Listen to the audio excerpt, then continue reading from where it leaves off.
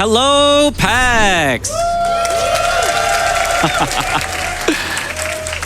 All right, my name is Mitchriz. I am a speedrunner of Elden Ring, Sekiro, another Crab's Treasure, anything Souls related or adjacent, and some other various things. And I'm going to be doing here today a run of the Elden Ring, the DLC, starting from a brand new character. So we've got to get to the DLC, we got to complete it. That's our goal. And with me, I've got my commentator. Hi, I'm KingJ0444. I'm the most qualified person to commentate over this because I don't speedrun Elden Ring, so here we are. Have you played Elden Ring? I have. Okay. Not the DLC. Well, it's okay, I studied, I'm prepared, okay? Either way, it's going to be a lot of fun. So we'll go ahead and get it started in here. So first thing to explain about, well, how we're going to start this run, I'm going to pick the Samurai class. And that's basically for the starting stats that it has. It also has some decent weapons that we're going to utilize throughout the run. It's got a bow for some techniques that we're going to use with bows. It's got a shield that's got a parry on it. Very useful later.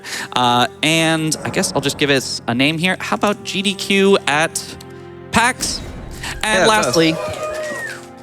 lastly, we've got a keepsake here. I'm just going to pick the Lands Between rune. The early game routing is all about getting as many runes as possible. So Lands Between rune is going to help us out with that. And we can go ahead and get the timer started in 5, 4, 3, 2, 1, go.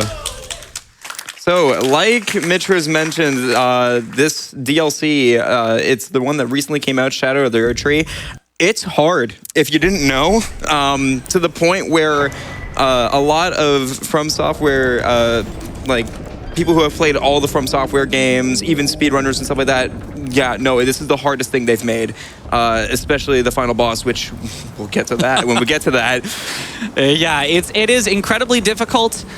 We start out in the base game, and so basically we're going to try to get as powerful as we can as we head into the DLC in order to make it manageable, but we can't get too powerful because that takes a lot of time, and this is a speed run, so we got to go as fast as possible. You died. I died. Oh, no, I got to reset. Really bad, actually. I'm so sorry. Can we start this over? Can we restart? Like, no? Okay. Oh, no, wait, no, actually, sorry. No, we are, okay. Actually, we are continuing on because that is a scripted death.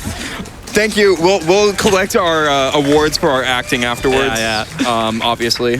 Yeah, so it's a FromSoft game. Most of them start with a scripted death at the very start.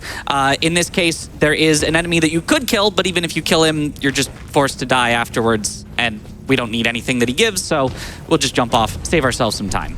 Here I'm going to use the rune so that we have it to purchase things and change around a couple of my equips. And as I'm moving through the world, you're going to notice that I'm going to be doing a lot of blocking and jumping. And this is because jumping is a little bit faster than running when you are going uphill. And if you want to jump multiple times in a row, you need to be holding block. Otherwise, every jump after your first one is going to be a very, very small jump, like a little baby jump. I'm also here going to do a bow cancel. Let's see if I get it correctly. I think that was it. Nice. All right, so that, it basically skipped an animation of falling onto the ground, which saves time, obviously, so. Yeah, it doesn't look like much, but you'll see if I ever mess it up.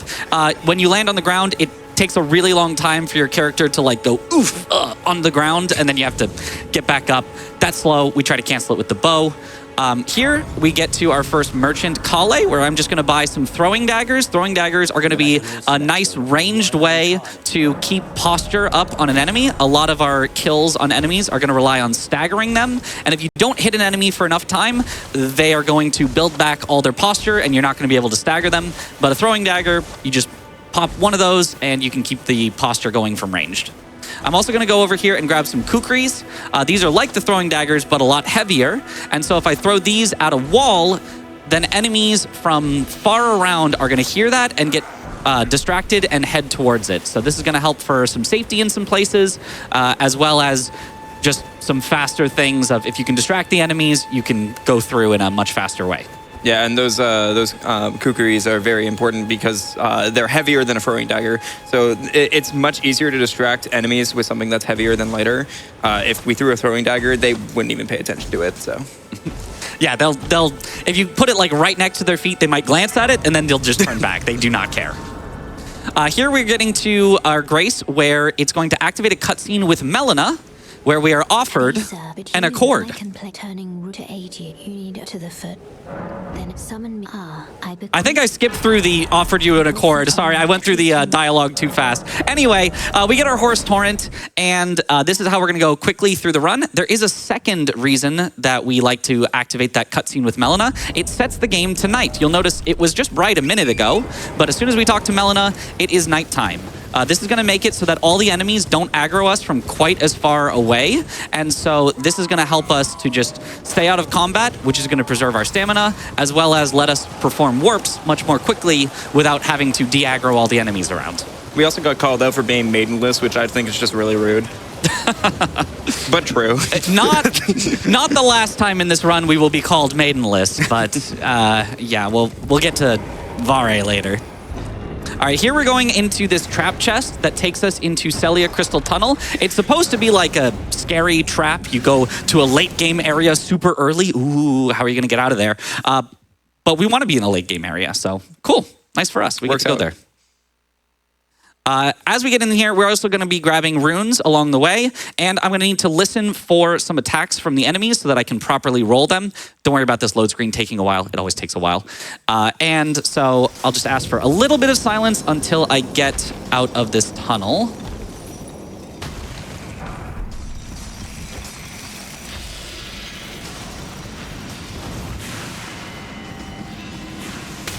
Oh, didn't quite get that roll. That's okay. We got the first one. That's the one that matters the most. As long as we don't die there, we are just fine. So now we can keep talking again.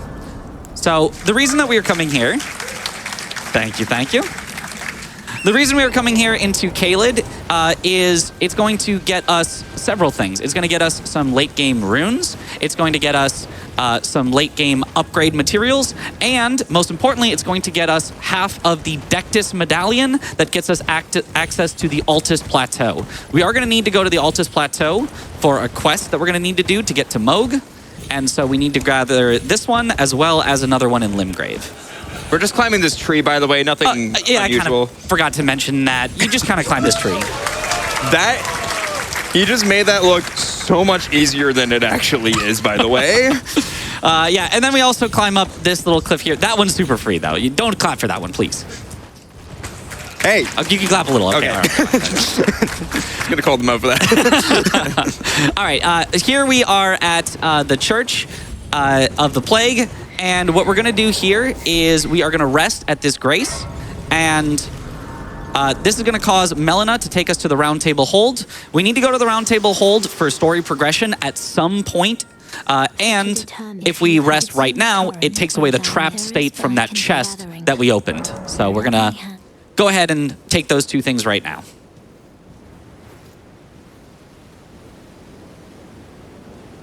All right, when we get to Round Table Hold, we are going to go ahead and buy a couple of items with our runes. We're going to buy an axe that's going to be our early game weapon. We've already got this nice katana, but turns out the axe is a little bit better for what we're going to be doing. As well as we're going to grab a seal so that we can cast a spell later on in the game.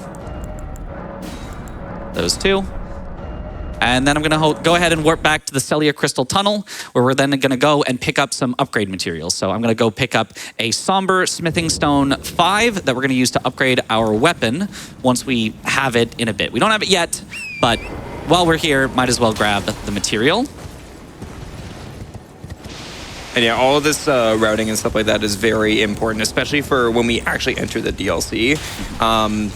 As you see, we're going to skip a decent amount of bosses from the beginning of the main game, and because that we're going to be very underleveled. So. Yeah, you only need to kill 2 bosses to access the DLC, and so those are the only 2 that we're going to kill, and then we're going to head straight there. So we are going to be pretty underleveled, but our weapon should be decently upgraded by the time that we get there, just because we're going out of our way to grab the materials. I have to quit out here in order to be able to warp away. Otherwise, we'd be stuck in combat, and you can't warp while in combat.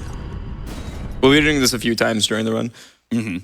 It's a little annoying that we have to do some of these quit outs, but much better than the alternative of, like, run away and wait until the game lets you get out of combat, so...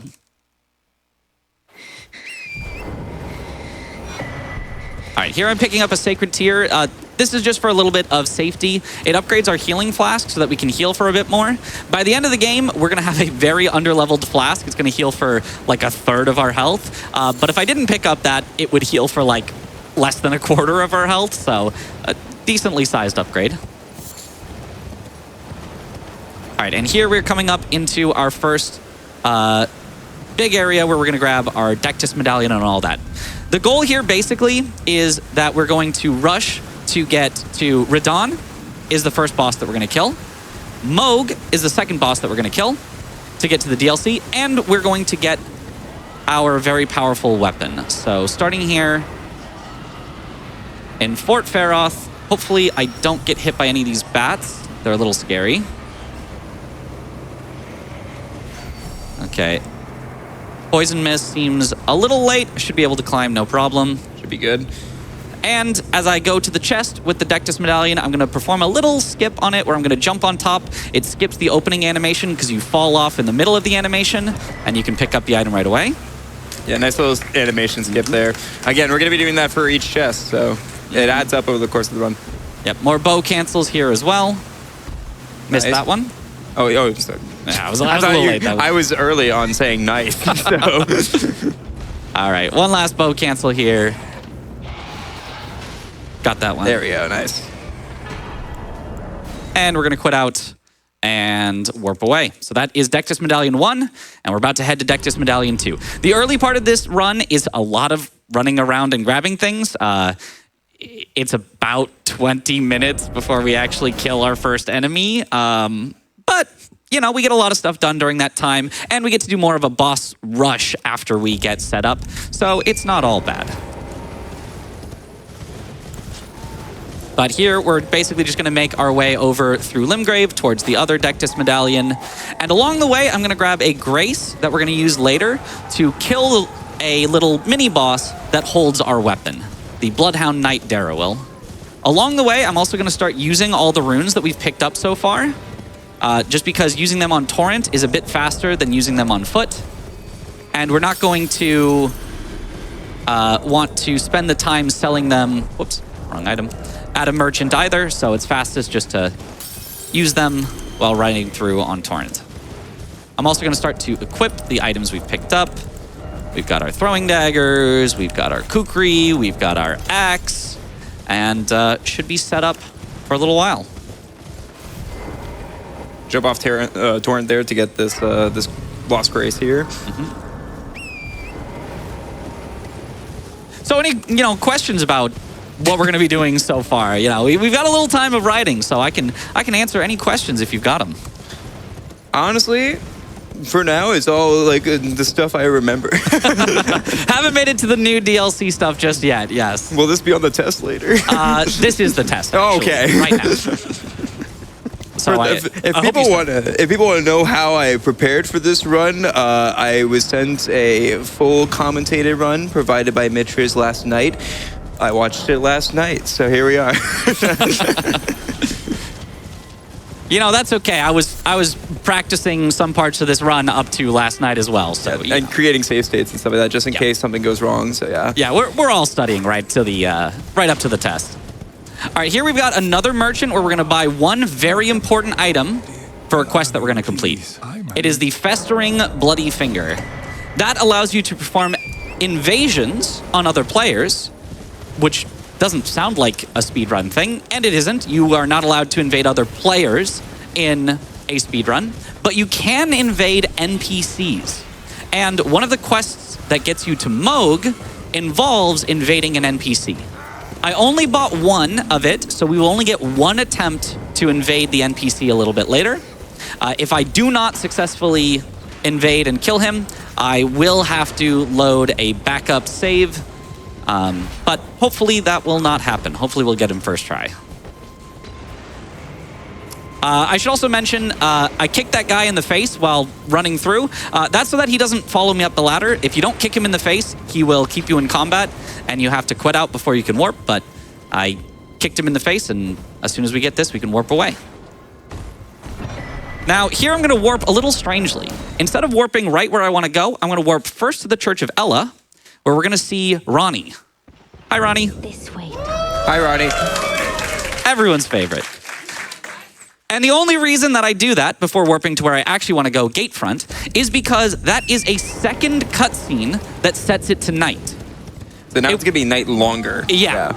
It was already night, but it sets it back in time in night, so we have night for a little bit longer, and we can keep night as we go through and go kill Magnus the Beastclaw. That's gonna be the NPC that we invade. If it was daytime, Magnus has a chance of just rushing at you immediately. He can spot you from super far away, rush at you, and hit you before you have time to buff up and get ready to fight him. But if you keep it night, then like 90% of the time, you've got time to buff up and roll out of the way of his attacks and start to fight him.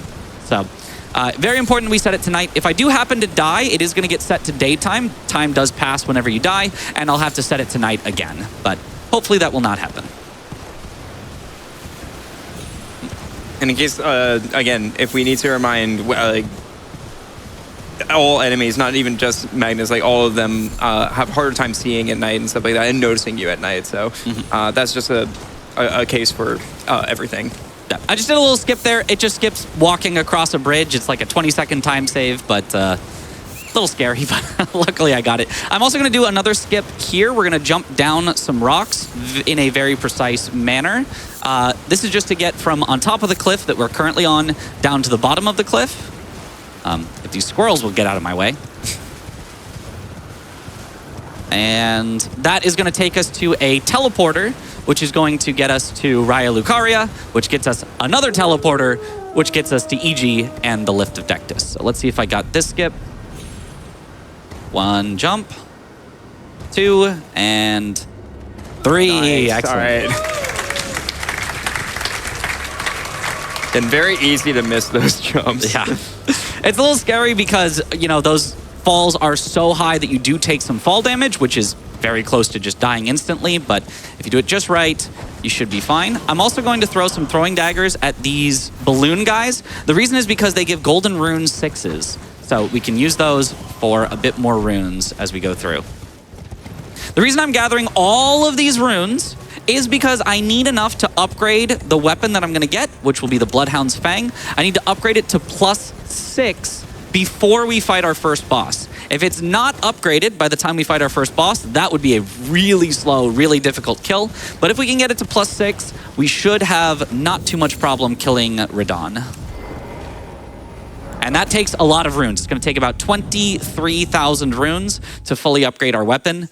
And you can see we're at about 9,000 so far, but we've only got a few more things to pick up and we should be there. Actually crazy how much routing has been put into this since it released. Like, again, this DLC released a few months ago. Like, it's not that long ago. All right, here we're going to do a little skip off the side of this bridge just to get down quickly. I hope this will work. I hope it wasn't too high. Good.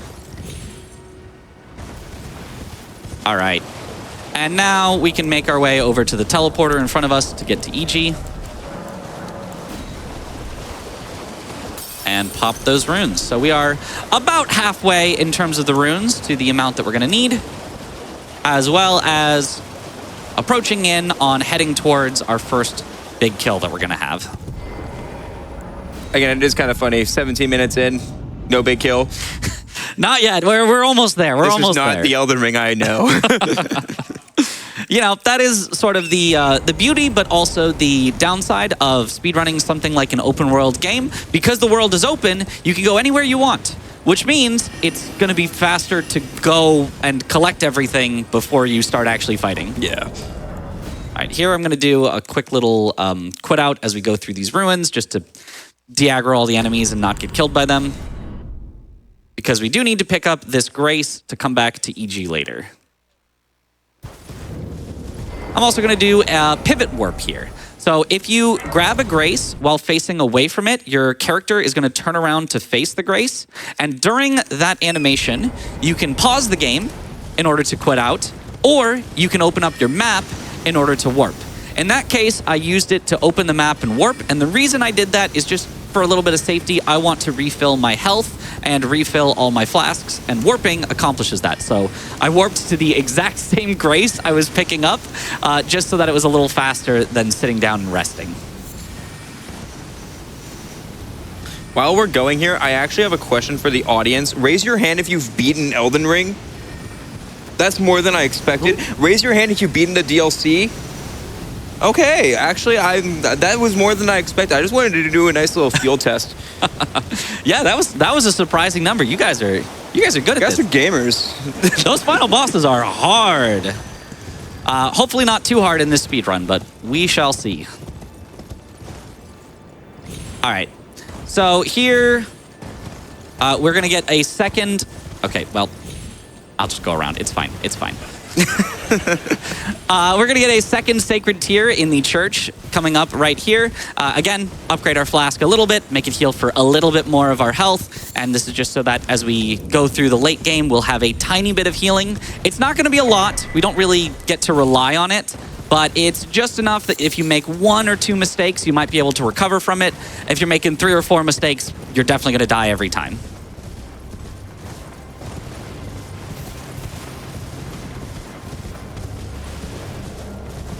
All right, we're coming up here on the Grand Lift of Dectus. The entire sort of purpose of our journey was to get to this Grand Lift with both of the Dectus medallion halves. We're finally here. We get to go to the Altus Plateau, which is kind of the mid-game area, the area that you first need to get to after the early game areas.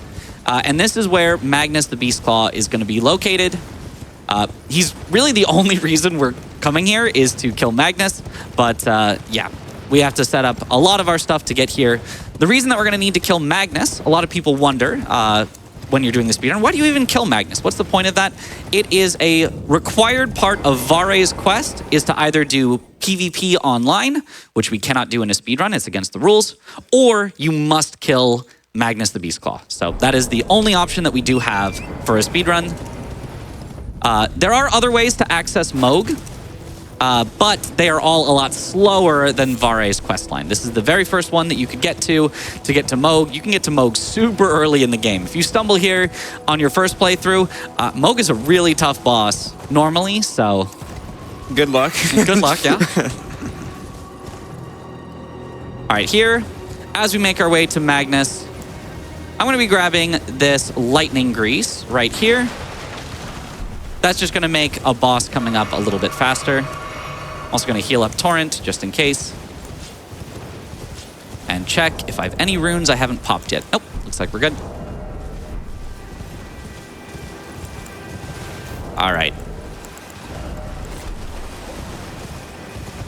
So, Magnus is going to be a particularly tricky little boss, or I guess technically not a boss, an invader. I'm not really sure what you would count him as, but he's very tricky because, like all NPCs, he's very unpredictable. He can hyper armor through your attacks. He can attack you back very quickly. There's a lot of very scary things that he can do, and so fighting him normally is honestly like one of the hardest things in the game. So I'm gonna try to not fight him normally at all. We're gonna get a little cheesy up in here, if it all goes right. But first, I'm gonna grab a big rune off of this guy. And on this cart coming up here, I'm gonna grab bleed grease. This is what's gonna help us to actually kill Magnus and Radon quickly, is this bleed grease.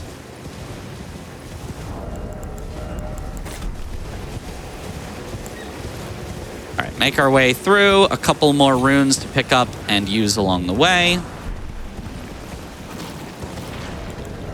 Yeah, when it comes to Magnus, there is a way that we can manipulate him, and that's what we're going to be trying to do, is kind of like getting him cornered, which we'll see, hopefully. Hopefully. I've only got the one try at this. I only have the one festering bloody finger, so we will see how it goes.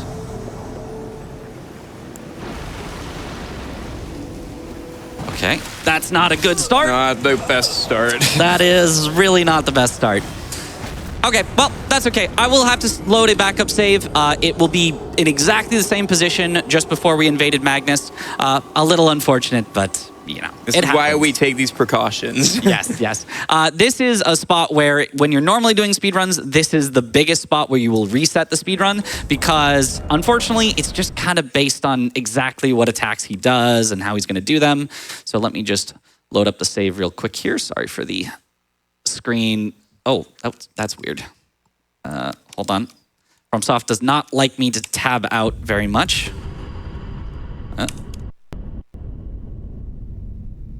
Please? Tab out? There we go. No. Oh, no, I thought it was Hold on. Elden Ring. No. Did it crash? No. We're good. We're fine. We're good. All right. Before this run, we had a few technical difficulties, so I thought it crashed for a second. Thankfully, not a crash. Not a crash. All right. All right. Now will it let me tab back in? Maybe. Maybe. Hold. No. One more time. Wait. Purple screen. That one's new.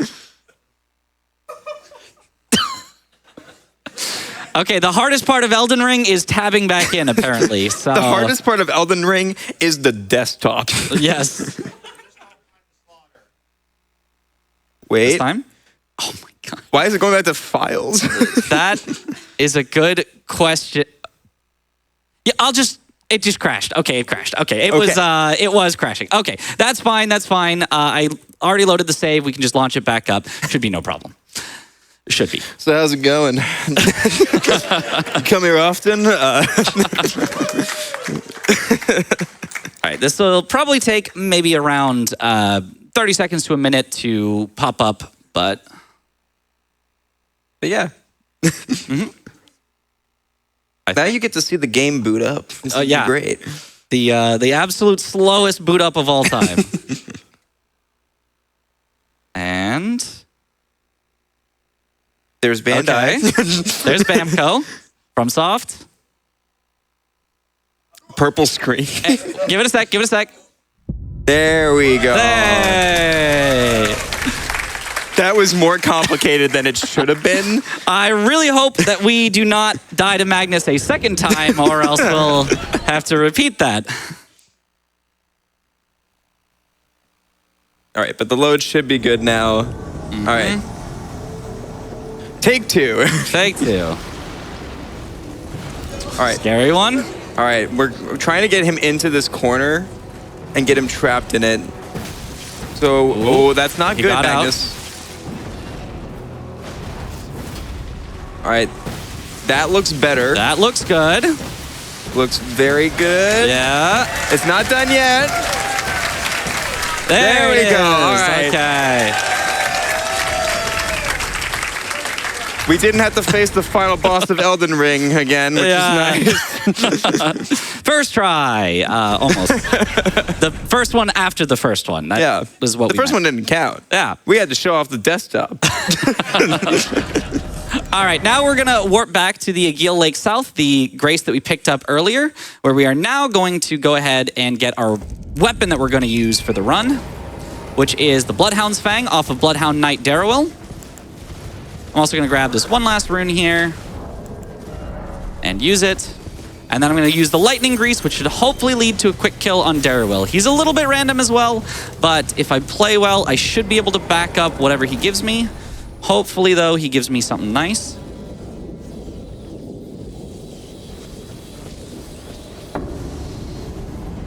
And here he is. That's not nice, but I can back it up.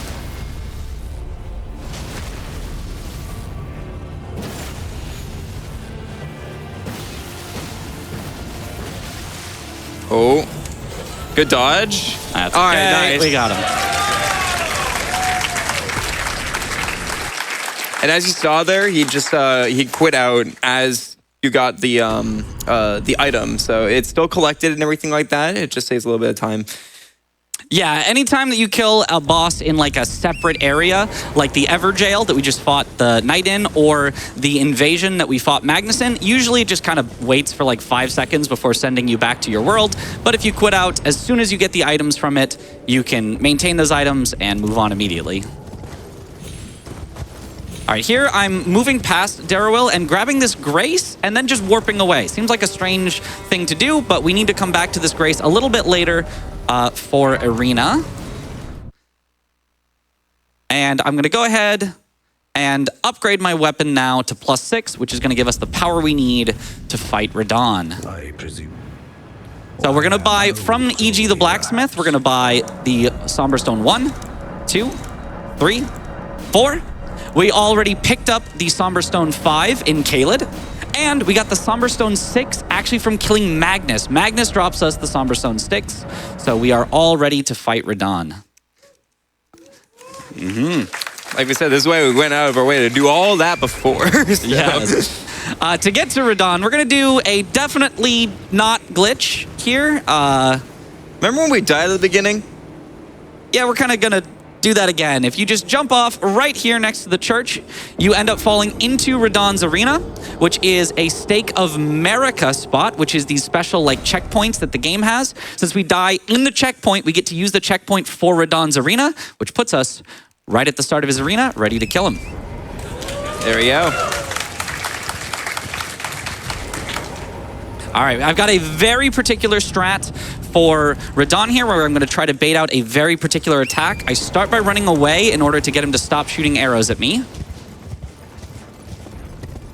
And then I'm going to need to concentrate for this. Hopefully I don't mess this up. Okay, use the bleed grease and bait out one particular attack from him. There it is. There's the attack. Nice. 3, 4. Okay, go around him. 2. Bloodhound's Finesse. Hit him one more time, get all of our stamina back.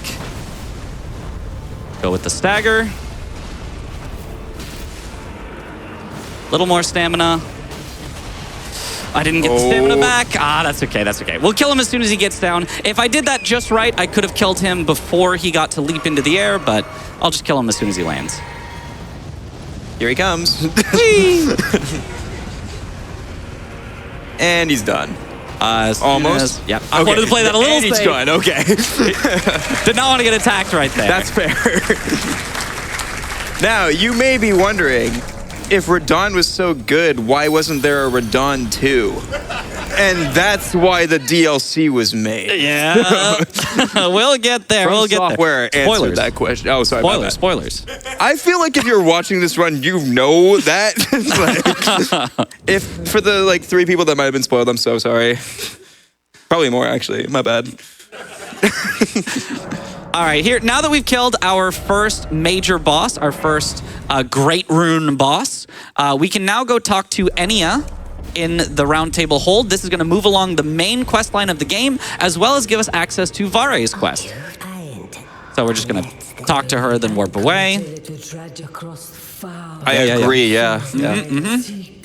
Sign right here. You agree to give away your firstborn child. Initial here. Whoa. Okay. All right. And so now we get to go talk to Vare and start his quest. But if we're just starting his quest, why did I kill Magnus before? If that's like part of his quest? Well, it turns out you can do his quest out of order and the game will still count it. So we did kind of the second part first. And now we are doing the first part and second, I guess. Thank you, FromSoft, for allowing that for some reason, but yeah. It's a lot faster than having to kill Radon, then talk to Vare, then go into Altus Plateau, then come back to Vare. Saves us a lot of time doing it in the order we do it here. So here is the second person to call us maidenless. You claim what? My words are truly, I believe, even words. Yeah, go on. We're going to skip through some of his dialogue by just quitting out. I just don't want to talk to him. I just wasn't feeling it, honestly. I didn't feel a spark. Yeah. Quitting out also advances it from the first set of dialogue that he has to the second set of dialogue, so he will now recognize that we killed Magnus. You have I wish to a nice lunar so. Now. And now we need the blood of a maiden for the Lord of Blood's favor. And this is why we got the grace next to Arena. As well as right over here, there is this little scarab that has a powerful spell, the Blood Flame Blade. That is a weapon buff that gives you extra bleed damage and fire damage. Normally, you would not be able to put that on a Somber Smithing Stone weapon, which is what the Bloodhound's Fang is, but Bloodhound's Fang is unique. Well, one of 2 Somber Stone weapons that you can actually buff with things, for some reason. I don't know if that's a bug, but it's allowed. And sorry, Arena. We needed the blood. What are you gonna do? I love the gasp from the audience that I heard. It's part of the story anyway. It's becomes Hayeta's vessel, whatever. I don't really follow the story, but close enough. We're speedrunners. We don't need the story. We don't need that. What we do need now is to go back to Vare, finally finish off the last bit of his quest, and he's gonna let us get to an audience with Moog, so we can go and head on to Moog. It is a late game area, one of the latest game bosses, and a relatively hidden boss, honestly. Like, not a lot of people know about this Vare quest, and if you wanted to get there the opposite way, not through Vare's quest, it's like way, way late in the game. In the consecrated snowfield, you have to find like a hidden teleporter that's way off to the side. So it's kind of weird that FromSoft hid the DLC so far into this, but if you know what you're doing, you can get there pretty quick. Clench your teeth or something. Ouch. It is what you Okay. Okay, yeah. And now we can just use this to go to Moog. All right.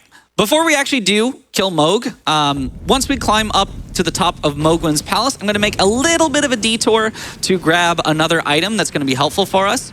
The golden halberd that drops off of the tree sentinel at the very, very start of the game.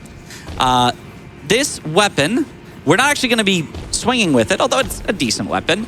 We're going to be using it for its Golden Vow Ash of War. And that is going to buff both our damage and our damage reduction. So this is going to be just enough damage reduction that we can live through a lot of hits that would otherwise kill us. And it's going to be just enough extra damage that we do that we're going to be able to enable some quick kills where we can skip enemies' phase transitions. Or hopefully we can. We'll see. It's a little RNG dependent on the enemies, but if all goes well, it can be a very powerful addition to our arsenal. Man, it is dark in here. I was going to say, on the actual screen, you can see nothing, so. All right, we're going to grab this very big rune here just to get a few more levels. And I am totally lost in the darkness, but I think I found my way. Here we go. All right, and I'm going to activate this rune. And we're going to grab the Grace up here before warping away to deal with the Tree Sentinel. Gonna unequip some stuff we don't need. And if you've played Elden Ring, even if you've played it and didn't even beat the first boss, you know the Tree Sentinel. You know the Tree Sentinel. It is hopefully going to go a lot better than most players' first encounter with the Tree Sentinel. All right, here we finally have time to level up, our first time leveling up in the run. We're gonna get all the stats we need for the various weapons that we have to do enough damage, and I'm going to upgrade my flask as well. And equip that Blood Flame Blade spell that we got a little earlier. Now I'm going to warp right back to the church one more time. This is just going to reset the position of the Tree Sentinel so that I know exactly where he is as I get to him. And hopefully I can get a quick kill here.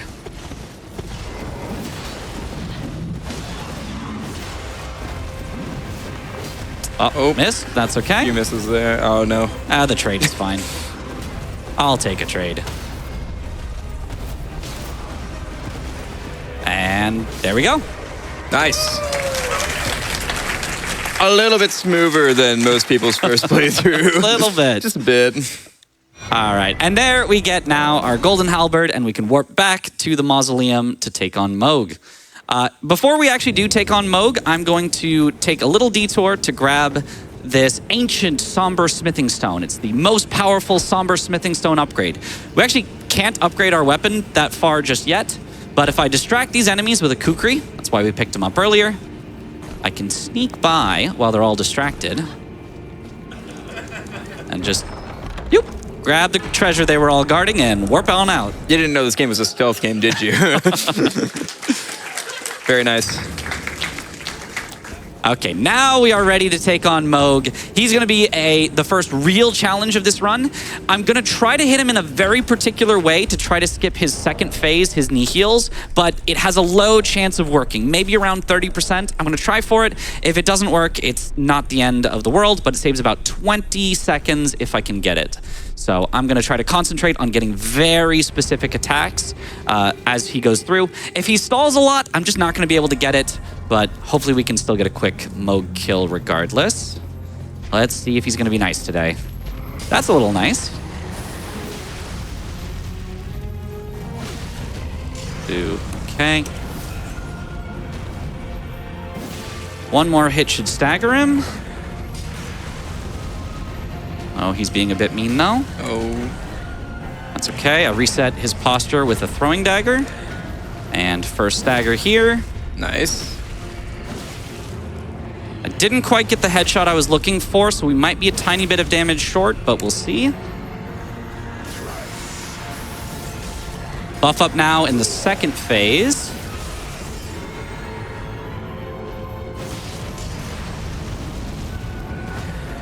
Okay.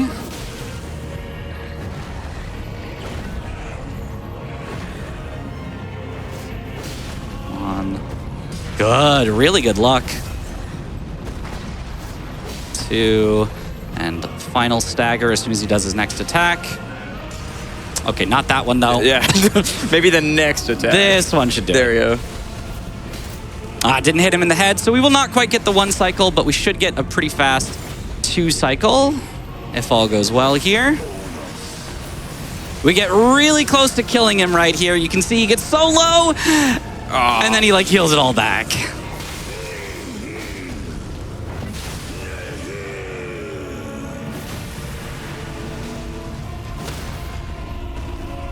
All right, staggered again. I need a few more hits now. Probably about 2 or 3 more. Oh, That's not the best move to see. not being the nicest. There we go. Got it. Again, that is pretty hard to do, That's to a tough say the one. least. With the level that he's currently at, that's very difficult to do. Yeah, normally, playing this game, normally you'd probably have a maxed out weapon. That's why they give you the final upgrade material right before you see him. And we have a +6, about halfway to max, as well as we are pretty low level at this point. But now we're in the DLC! New stuff! Woo! If you haven't played it, turn back now. Well, you know, maybe after the run. But go play it as well. It's a super fun DLC. I really love it, but we're going to try to destroy it here by going through quickly.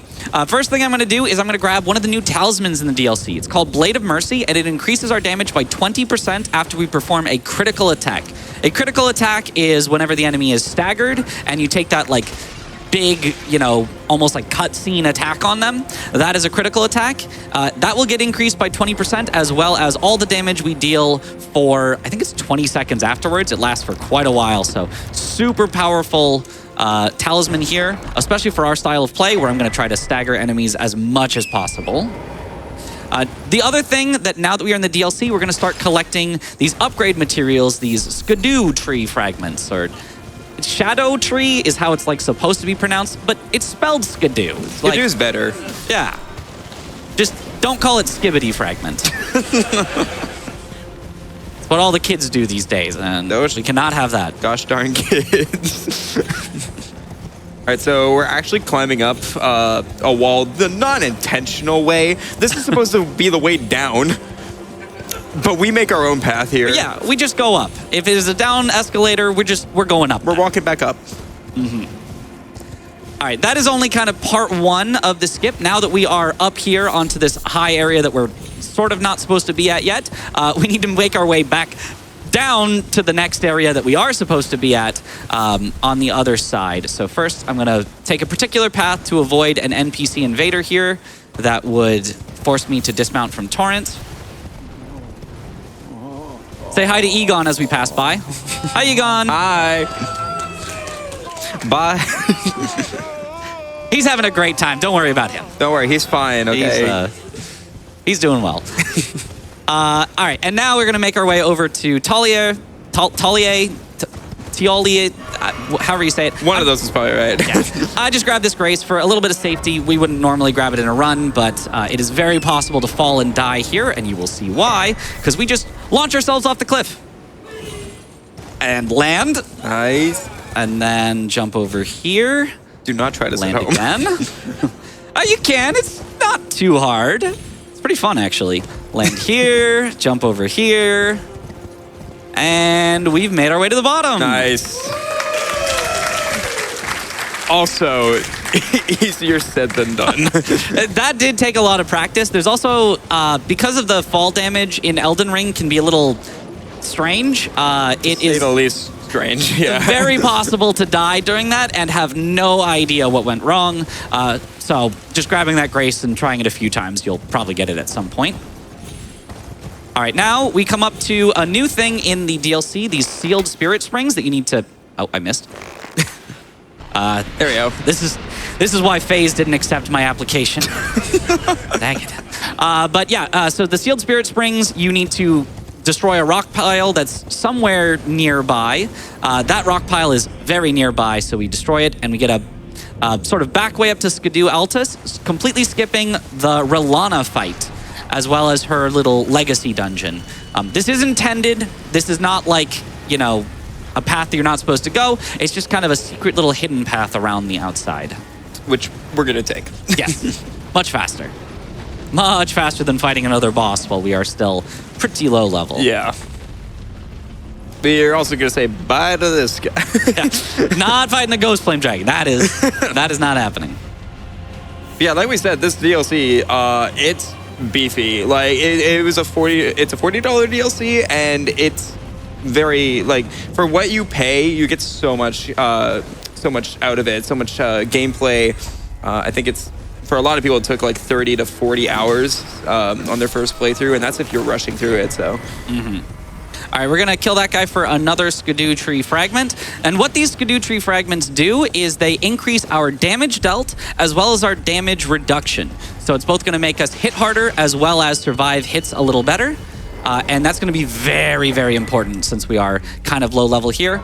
I'm going to sit at this Grace, and I'm finally going to spend all these runes that I've just been sitting on from Moog. And we're going to get some Vigor so that I can live. And some dexterity. The Vigor is actually important for speedrun strats. It is not only safety, although it's kind of mostly safety, but it's not only safety. We are going to need to take some traded hits in some situations. So if I didn't have that Vigor, I'd have to play way too safe, and you end up, on average, losing time of playing safe. Now we're going to get our upgrades, our Somber Smithing Stones 7 and 8. They're a little faster to grab in the DLC than they would be in the base game. So the 8 is on this Scarab here. You can see how even the Scarabs in the DLC have just a ton of health. Boom. Oh, that's as not well good. as that misbegotten.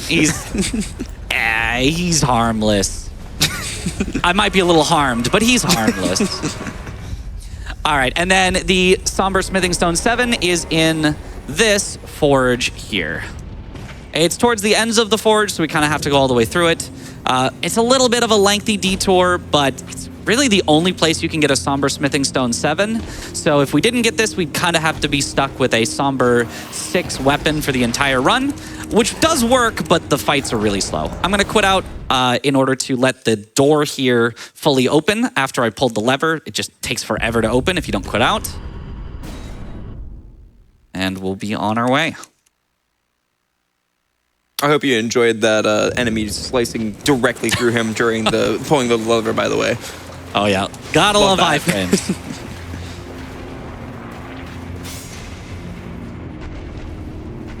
All right, the Somber 7 that we want is directly ahead. You can see it sparkling in the distance. And once we get it, we are just going to teleport out of here, but you can't actually warp while underground like this, so we have to just kind of let ourselves die. But instead of dying normally, I'm going to use the Memory of Grace, sends us back, loses all of our runes. Goodbye, 11,000 runes, but it's the only quick way out of there. All right, next thing is we're going to head over to the Shadow Keep. We're going to head in through the main entrance. There are a couple entrances to Shadow Keep. The back way, you get to skip a boss fight, but the front way is less travel time. And in a speedrun, less travel time is faster. I would not recommend this if you are just like beginning to learn the category, because the boss we have to get through is rough, but for speed, we got to do it. We got to do it for speed. All right, so along the way, we're going to grab a skidoo tree fragment right here, and I'm going to try not to get killed by this giant wicker man. Goodbye. Yeah, looks like he's going to miss. Yep. As well as try not to get killed by this archer right here. That one sometimes can be harder. He doesn't usually one-shot you, which is a nice benefit, but his tracking is sometimes on point. FaZe would definitely accept him. It definitely would. All right. While I am riding this elevator up, I'm going to use the Remembrance of the Bloodlord from Moog to give us a bit more runes, as well as change around some of our equips that we're going to need for later. And now we're going to upgrade our weapon to a +8. We are still missing the +9. We can't quite get it fully upgraded just yet. But I can get it to +8 right now.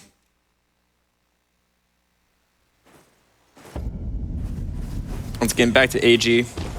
Well, then I presume. Next, we're going to head back to the Table of Lost Grace. We're going to talk to Enya again.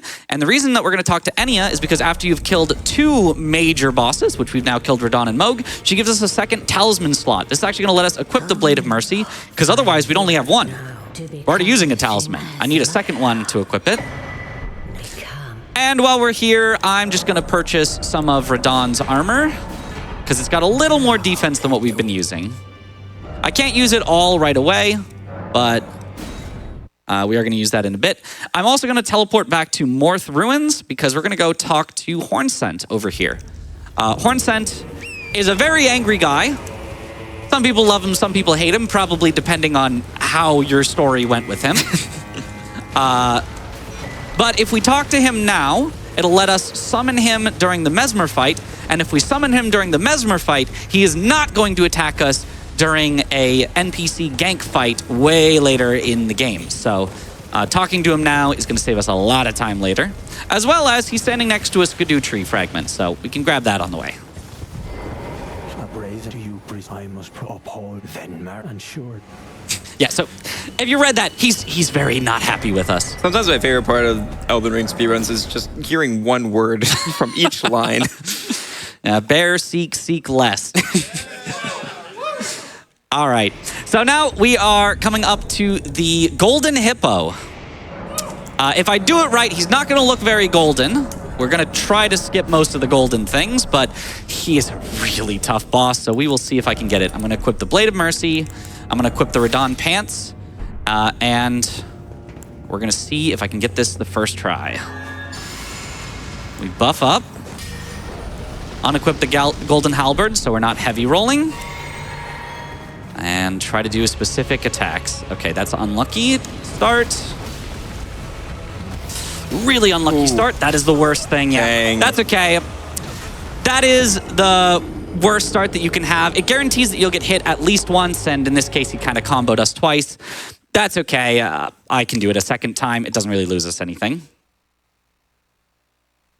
All right, try again. At least this time we don't have to go to the desktop, so we're good. Yeah. We do not have to go for the desktop for this one.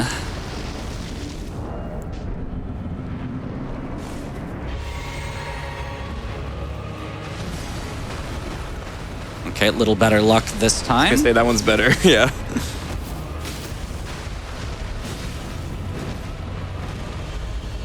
Oh, this one's much better.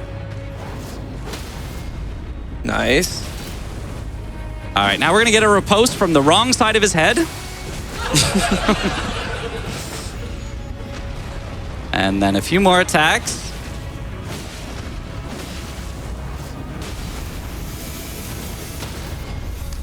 And this time get a riposte from the correct side of his head, but not quite where you might expect it. And that should be enough. I should be able to kill him right here. Nice. Beautiful. It's unfortunate we got bad luck on the first one, but it's all good. Yeah, that happens. It's okay. And so basically the way that I was able to get those ripostes, those critical attacks, is just because the riposte hitbox is his entire head.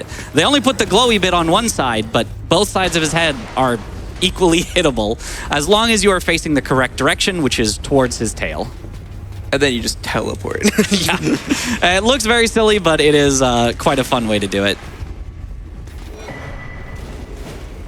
Okay, he's being a little aggressive. He's after He's a you. little aggressive. Whew, we got a few more enemies to get through to get to our next stop here. All right, and one last Fire Knight that I'm particularly scared of. Hopefully he does not hit me here. Oh, backing off from me. No, he's coming in. Oh, no, he's coming hot. Oh, he is coming in hot. Bye, see you later. Woo! Oh, God. Whoa, Okay. one more. That's okay. Okay, he did not like me saying bye. He did come in real hot, though, there with that fireball. All right, I'm going to do another pivot warp here once again, just to refill my stocks of health and healing. Especially after that. Yes, yes. I wouldn't have to do that if we were had our flasks left, but we do not, so. Yeah. Okay, during elevators is going to be the best time to pop runes and various things that we have, as well as swap our equipment. So I'm going to take that chance here and swap back to the bow for one last bow cancel. I think this is the last one I actually do in this run. And we'll see if I can get it successfully. This one makes a big difference. Got it. Nice. Yeah, that one's scary because if you get the slow landing, you've got an enemy right there where you land that's trying to attack you immediately. So it can get a bit of a doozy if you don't get that quick bow cancel. And now we are making our way over to the ruins of Rau. This is heading towards Romina, but we're actually not going to kill Romina first. We're going to come back and go through the storehouse to get Mesmer first. But once again, open world game, makes sense to go all of the walking paths first to collect everything and then kind of rush through the bosses at the end of it. So we're going this way so that we can collect more of those Skidoo tree fragments and be as powerful as possible for Mesmer. As well as, at the end of this bridge here, we're finally going to get our Somber Smithing Stone 9, which is going to allow us to fully max out our weapon at +10. So we will finally kind of be caught up to the power level that you were supposed to enter the DLC at. Honestly, that you were supposed to kill Moog at. But there it is. And we already grabbed the +10 earlier from in front of Moog. So we're pretty much all set up for the rest of the DLC. Once I make it through these last couple walking sections, it's basically going to be a boss rush to the end. So, yeah, we're cruising through this. Nothing to use. Yep. All right, I am going to grab the Graces along the way here for a little bit more safety. It's unlikely that I die during these sections. They're relatively safe, but you never know what You can happen. never be too safe. It's a marathon. Things that have never happened before will happen. All right, so we do some little sort of parkour skips to get through these ruins a little bit quicker. That one almost feels intentional. They kind of put this nice ledge for you to jump down to. This next one feels a lot less intentional. We got a very precise hit onto a tree. But before I go onto that tree, I'm going to grab one more Skidoo tree fragment from this guy. Okay, and now I'm going to try to set this up very precisely. It's a particularly precise one. That looks good. All right. Excellent. Nice. All right. Now, that tree is pretty thin, so you got to get it just right. All right, so now as we make our way through, we've got this fire golem to get past, and then we'll have another grace for safety before we go through the last section here. Now, these ruins are supposed to be like kind of a maze, but if you know the correct way to go in a maze, it's not much of a maze. So we get through here pretty quickly. All right, try to bait him into a close range attack. That'll work. That looks good, yeah. Jump over it. Beautiful. All right, I'm going to grab this Grace for safety right up here because we're coming up on the most dangerous part of the Rau ruins, where there's going to be some of those Kindred of Rot. These are the same ones that I had everyone be quiet for at the start when we were in that cave in Celia. So I'll probably ask for that in just a bit as well, but not just yet. Oh. Also, random bouncing fire. Luckily, it does not kill us, but... We'll have to use the flask for that, though.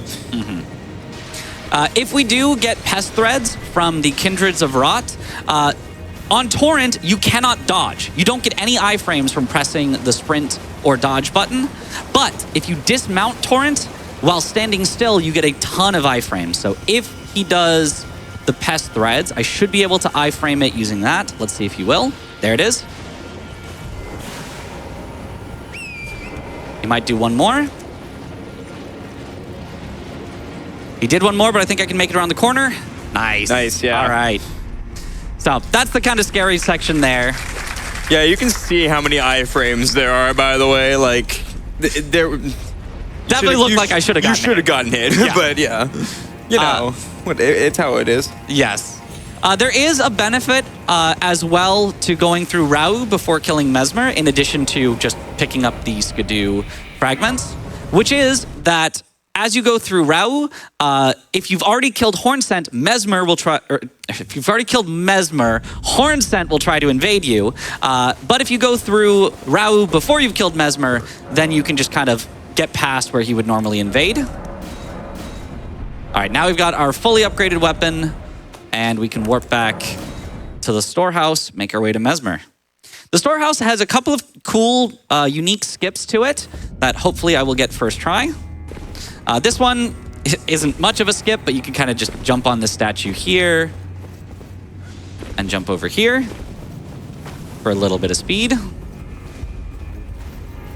And the next one is going to involve some moving statues, where we're going to jump onto parts of them that you're really not supposed to get onto when we do. Starts with this statue here, which you are supposed to climb up. This is the intended path. But once we get to the top, we're going to use the statue for a little more than that. All right, first I'm going to grab this Skidoo tree fragment. Okay. Now we take this statue. And this might not be so intended. This is probably not. It's also a little... Yeah, a little tricky, That's okay. If you fall off of anywhere, you can quit out before you hit the ground, and then luckily you will not die. You just get put back on your last stable ground position. These statues are not stable ground, so we'll be back on the railing beforehand. Okay, let me try again. This one is a little tricky. It's pretty precise to get the spot. That looks good. Excellent. And you're not supposed to be on these statues, like, at all right now, but we can get there and use them to skip a little outside section. Normally you'd come in from that outside section there, but we just stay inside the whole time. It's chilly out there. I did not want to go out there without a coat. Oh, hello.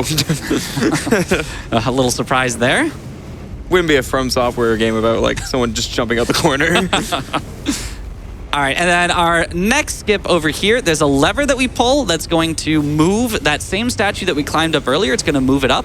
And normally you're just supposed to wait for it to rise and then climb on it. But if we do it just right, we can climb, or we can jump onto it as it's rising. I'm going to do a quit out here just to make sure all the enemies stay out of my way. It's possible for them to get in the way, and this is a super precise jump, so I do not want any of them messing this up. So we pull the lever, and as it's on the way, I run over here, jump across this. I didn't quite get it. That's okay. So because of that, the statue is now going to be fully raised because I've already pulled the lever, and so we're just going to climb on it normally. It's honestly not even that big of a deal, but it looks a lot cooler if I would have gotten the skip. All right. So across here, and this is where we are supposed to go. Wait. The lever isn't pulled. What? I get to show off the skip again. Let's go.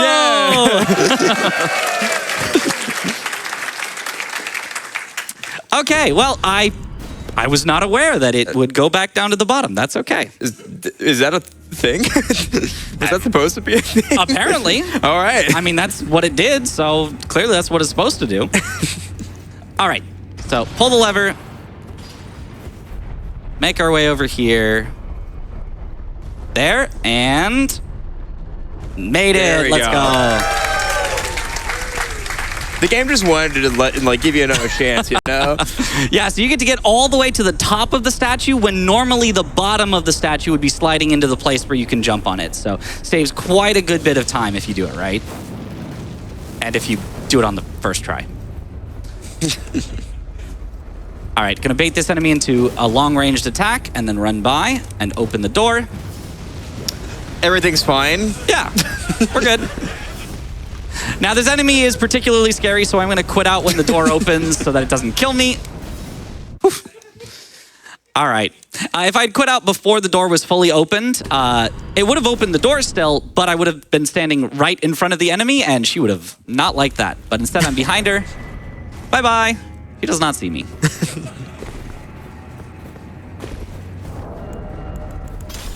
Okay, so now we are about ready to fight Mesmer.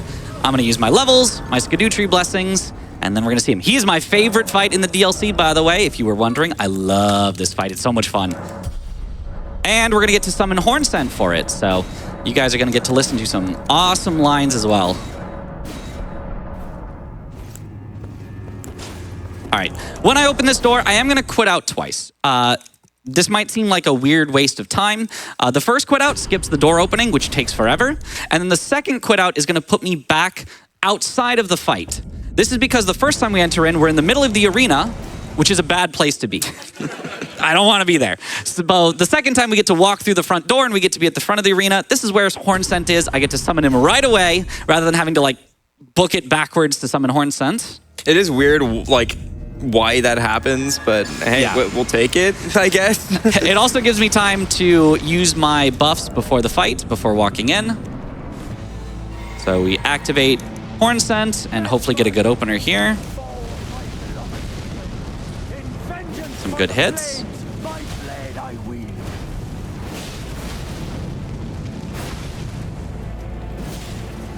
One or two more should stagger him.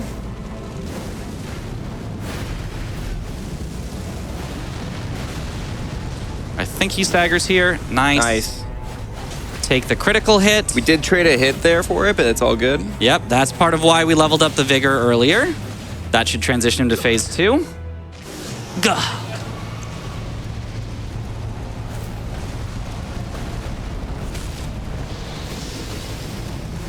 All right, back up out of this.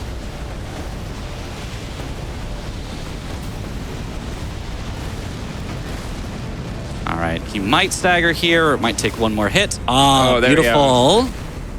And just a few more hits after this should take him down. Come on, Hornsent, let's get him. Oh, Hey, nice job, Hornsent. He's still going. He can stop. He's still going. He really wants to get his revenge.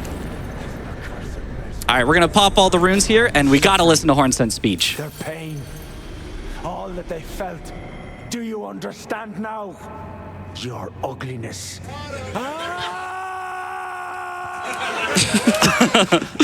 All right, now we got to quit out to skip Hornsent ahead so that we can talk to him again so that he will not fight us later in the Leda fight. And then we're going to head over to Romina, who is our next boss to kill. Sublime to think he when he himself. Ha! He is a very angry lad. There's just no curing that. Yeah, but now he won't fight us. So But now he won't fight us, yeah. He's on a quest for revenge on everyone now, not just us. So a positive, a win, I guess. Honestly, I respect it. All right, I'm going to level up my endurance now just so that we can get a little bit heavier of armor for these last couple fights and then get as much damage as we can. And let's see how Romina goes. Like we said, we're literally just doing a boss rush. We weren't lying. Yeah. All right, the goal on Romina is going to be to stagger her as much as possible using these charged heavy attacks like this. Ignore me getting dragged along with her. Yeah, she's just taking us for a ride. Oh. Okay, first stagger here. Boom. Take the critical hit.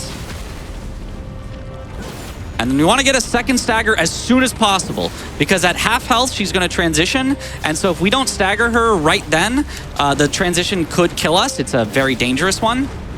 Looks like this should be a good move for us. Okay. Oh, missed that attack. That's okay. Take the critical hit and run away while she does the phase transition. Take the time to rebuff.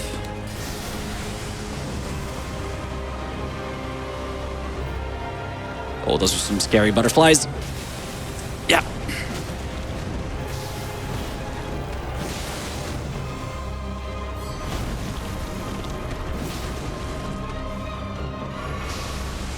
Okay, a little bit of stalling from her. It's a lot harder to get a stagger on her in the second phase because she can do this, where she flies around for a while.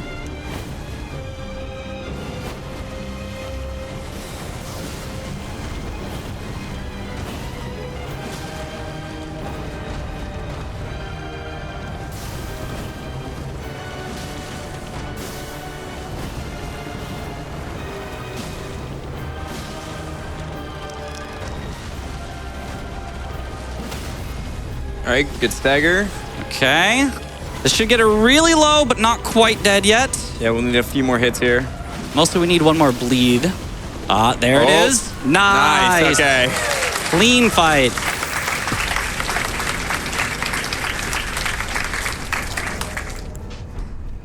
All right, we do have one final... Oh, whoops, wrong way, it got turned around. One final running section here in Enir Ilum. It's actually the scariest running section in the entire game. On a world record pace, you are not allowed to take any of those graces. You got to run all the way up in one shot, but this is not world record pace, unfortunately. We're kind of 10 minutes over the world record right now, so I think I'm going to take those graces for safety. But we burn the ceiling tree, and we're on our way up.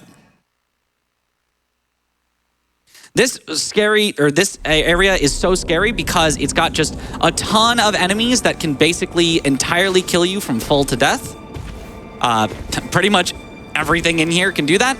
As well as there's a lot of ranged enemies that use so many projectiles, they're nearly impossible to dodge them all. But this guy, luckily, is not one of the scary ones. You just run by him.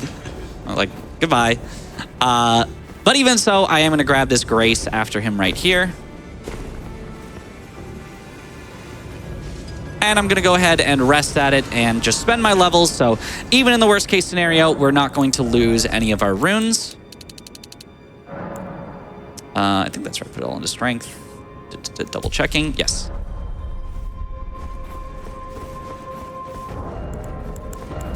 Okay, so as we make our way up here, honestly, this very first section is the scariest, at least for me. It has all of the scariest casters that are going to just hail us with different projectiles from the ground, from their stabs. So let's see if I can make it through relatively unscathed.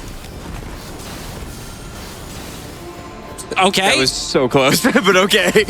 Somehow didn't get hit. Not over yet. Next, we've got this lion with the power of lightning. If we get a lucky attack here, he shouldn't hit us right away. Looks good.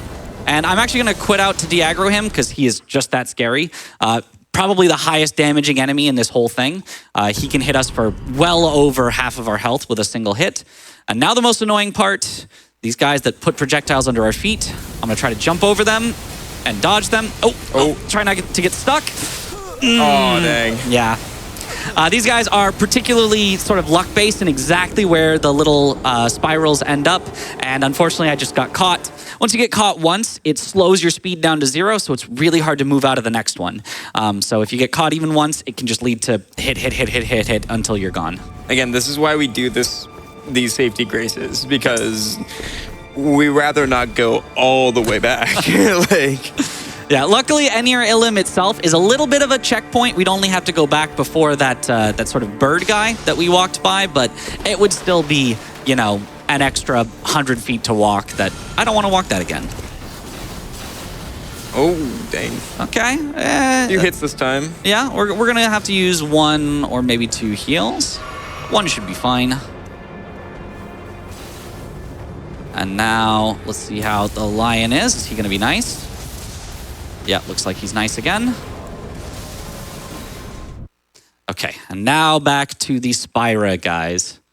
So, hopefully I can jump over them successfully this time. As well as, I'd like to grab my runes, but it's not a big deal if I don't. I didn't. Oh, I did. Oh. Hooray. Okay. I thought you jumped over them. I thought I did too. And once you're past him, we're just going to quit out. That's going to de-aggro him. Normally, he just keeps casting even as you go past him. But if you quit out, you're behind him. And he just does not know. And because I hate him so much, die.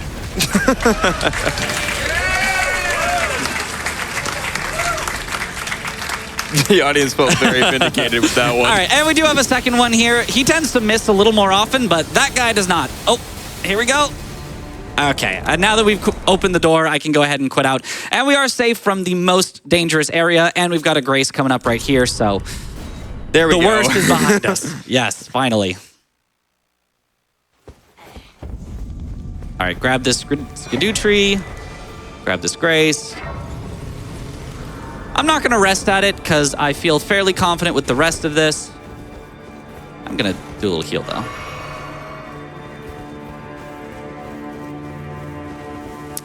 And here's the second annoying guy. Die.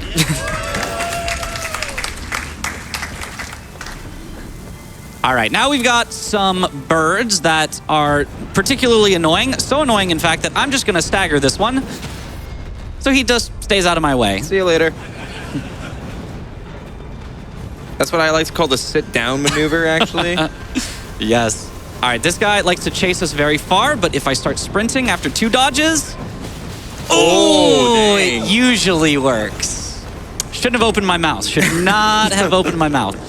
All right, that's why we grabbed the Grace, though. We just have to get past the birds again, which is not such a big deal.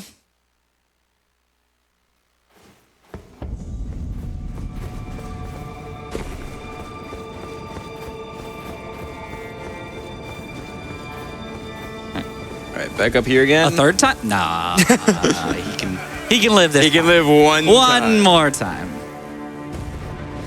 But this bird... Sit down. Sit down. Okay, let's hope this one doesn't chase us like a maniac like last time. He always chases us like a maniac, but usually we can just get away like that. There we go. Okay.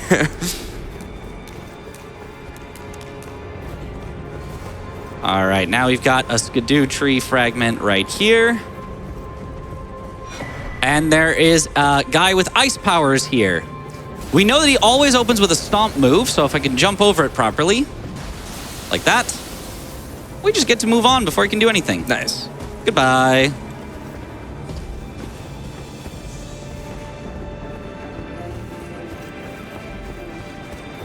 And then we've got one more of those guys with the elemental powers. We passed lightning, we passed ice.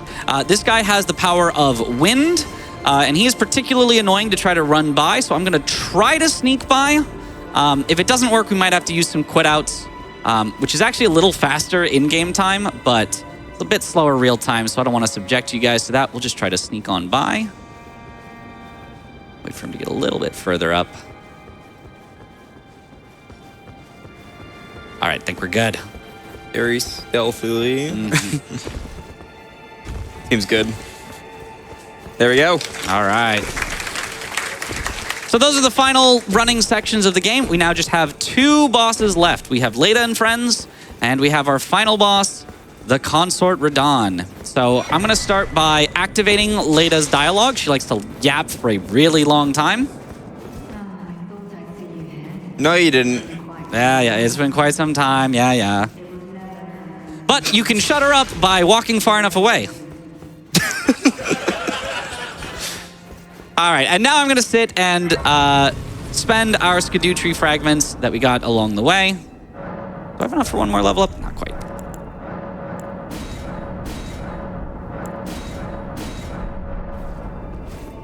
All right, and we're going to set up for the fight here. So this fight is going to be a 2v2 because of the decisions that we made. We made sure not to get a bunch of extra invaders. It can be up to 5 enemies they have to kill, but we made sure to get the minimum, which is only 2, and we get help from our boy Sanguine Noble Natan. He's not going to join the fight right away, and in fact, if we're fast enough, we might deal with both of them before he even arrives, but we'll see how it goes.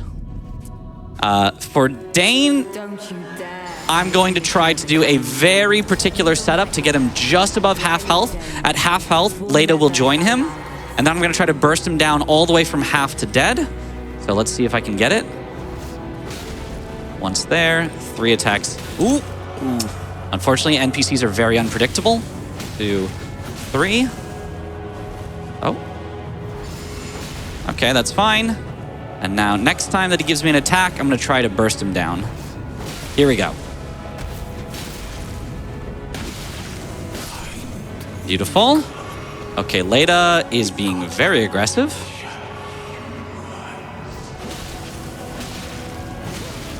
Okay, I am not going to take the risk. I'm going to wait for Natan. She has got me a little too low here and is very aggressive. Stop, stop, stop. Please, stop. Oh my god. Please, please.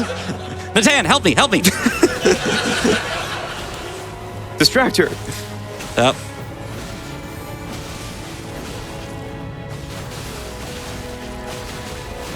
And now that it's 2v1, we kind of just bully her.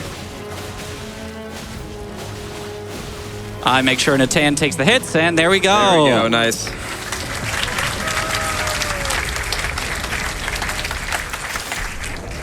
All right, one final boss left, but it is by far the hardest boss in this particular run. I'm going to try to basically parry everything that he does, because if you try to dodge, he's got a couple of moves, or especially one particular move that is nearly undodgeable, technically dodgeable, but like it's very slow to try to dodge it. Point is, parries are fast if I can get them, but I'm going to need to have a insanely good reaction speed, so I'm not going to be able to say a word during the fight. I need to focus on reacting. So I'm going to, you know. For sure. It's time for Radon 2 Electric Boogaloo here. So, yeah, like Mitchriz said, it's going to be a lot of parrying. Right off the bat, we're going to be swapping out our left item for the shield, which is used to parry. Right away, we're going to be able to get 2 hits immediately, which you'll see once we start it up. And then we're going to get straight to parrying. And we're going to hope for parry attacks. There's way more attacks that you can't parry. So we're going to lay it all down to luck, basically. Pretty much. It's going to go by very fast if all goes well. And it's going to be me dying over and over again if all goes poorly. So hopefully that doesn't happen. All right, here we go. All right. We buff. We get our mana back. Audience, can we get some hype, by the way? All right. Here we go. Starting off, going to the left here. Like I said, okay, that's not a good start. That is not what you want. I didn't get the target on him. It was a little turned around. You gotta give him 1 kill. You gotta give him one. Gotta give him one. All right, but this time, though, this time for real. This time is different. Yes. We got to give him the false hope. All right, once again, just getting our buffs all prepared, heading on in. All right.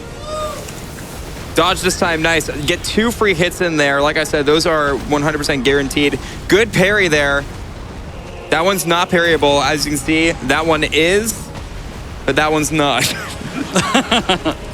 Unlucky. Okay, so this purple attack is very unluckily.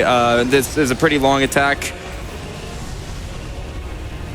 And now we're gonna hope that he comes towards us. Very good, that's nice.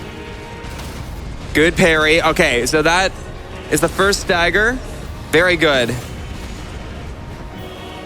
All right, back to parrying. There we go, nice.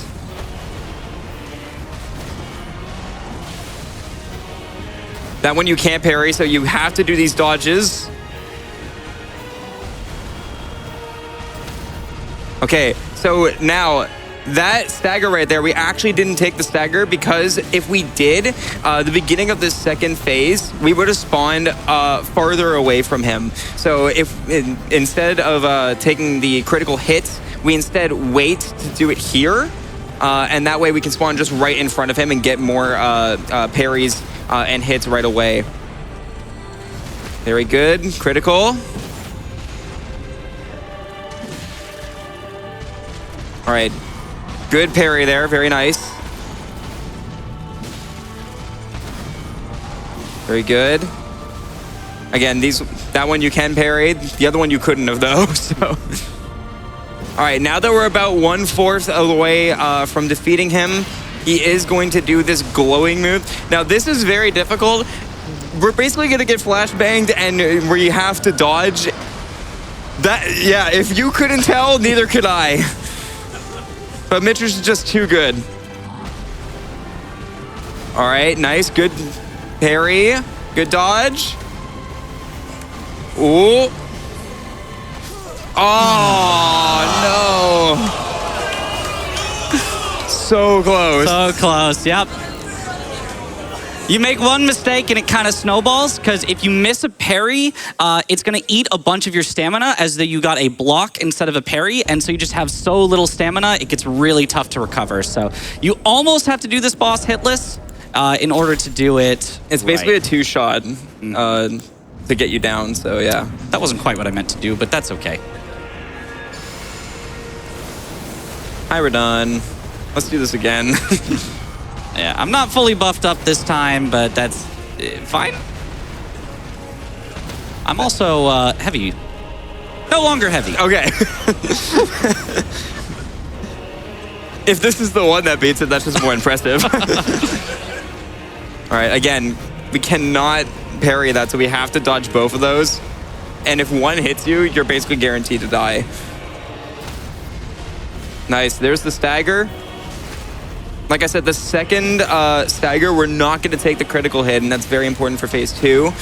But we are going to use Blood Flame, the Finesse. And I didn't mention that before because we didn't have enough time. Okay, here's phase 2. It's not a good attack to start with, but it's okay. Okay, so when he's farther away like that, we want him to do closer range attacks. That was terrifying. So we throw daggers at him just so we can lead him into a close range attack instead of a farther ranged attack. Good parry there. Very good parry. All right, nice. Another critical hit here. We're about halfway done.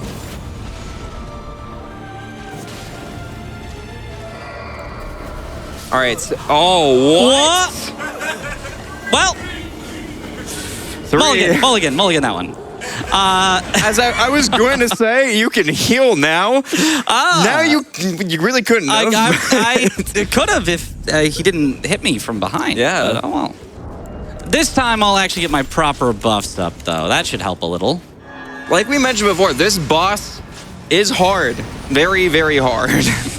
Anybody who's been in the DLC, they can attest to that. Your first time beating this boss will probably take you a couple hours.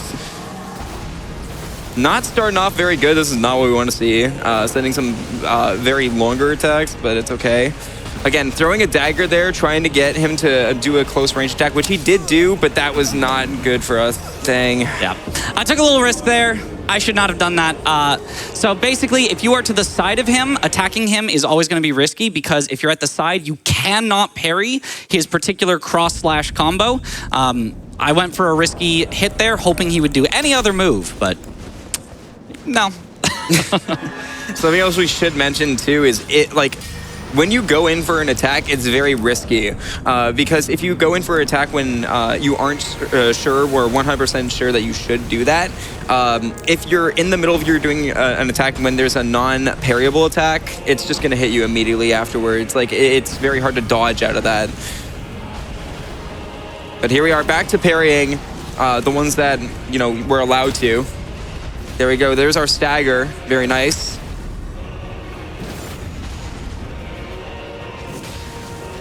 Get a free hit in there. Do another parry. Oh, okay. Nice dodge. A good parry right afterwards. Again, we're not going to take that stagger. Instead, we're just going to go straight into phase 2. Save that for later. Okay. So that is not a great attack to give us, but it's okay. Nice. Get the critical hit.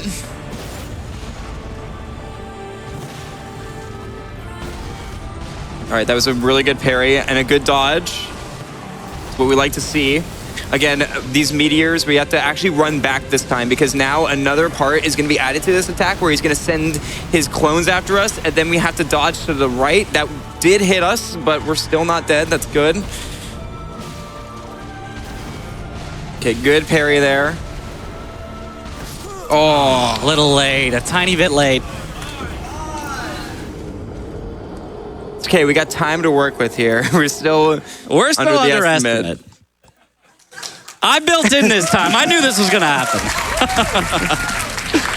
I do really quickly want to shout out Mitchriz. He submitted this before the DLC was out.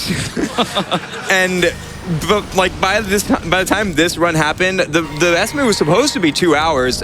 We have gotten to the point now where it can be a 145 and still be reasonable, like very reasonable. So shout out to Mitchriz for putting in the work for this. Round of applause, by the way, really quick for Mitchriz. This is not an easy run by any means. All right, once again, starting off with not the best moves. Again, the more long and tedious ones that wait out. But now we're back to the close range attacks. That's what we'd like to see. All right, first stagger once again.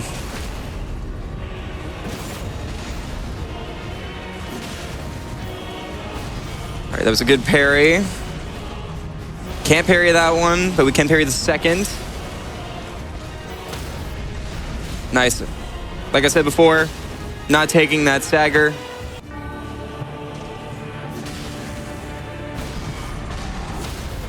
All right, that's nice. Knocked him down really quickly there.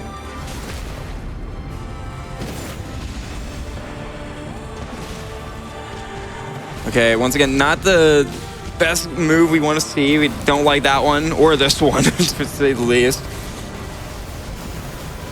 Oh, but good dodge there. Very clean. All right, once again, gonna throw a dagger here to try to aggro him and get him towards us. Very nice. He took the bait. The move we don't want to see, ironically, is where Radon T-poses. No, I'm not joking. That is when he's very far away. That's why we want to aggro him, because that's his far range move, and it just takes a while. Okay, so now we have time to heal and stuff like that if we need to, but we actually don't need to, so that's good. Once again, having to dodge kind of blindly there, but he managed to do it perfectly. All right, and once again, running towards the screen, we're gonna dodge to the left, and then keep dodging these clones. All right.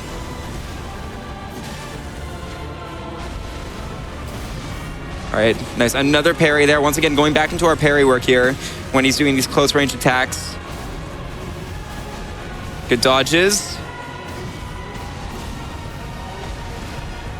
Now, I'm a believer of jinxing, so I'm not going to say anything.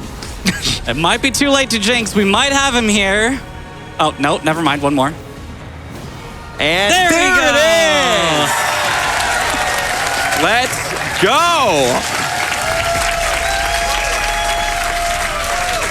All right. We got one final thing to do here before we call time, and that's just to skip this cutscene, grab our reward, the circlet of light, and time is right now. There we go. Time.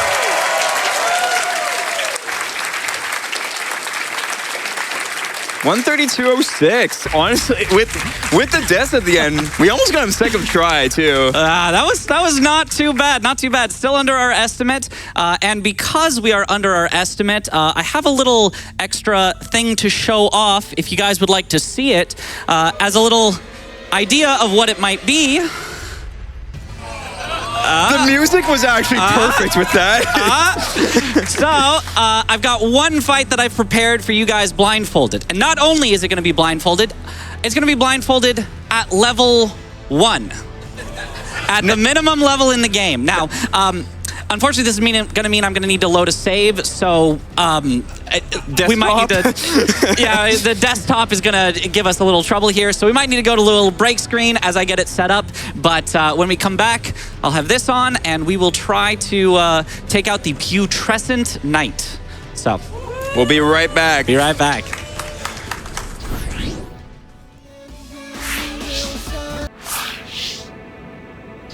All right, we are back, and we're going to be heading down into the Putrescent Knight arena, which is off of this statue here, but you guys can see me entering the arena.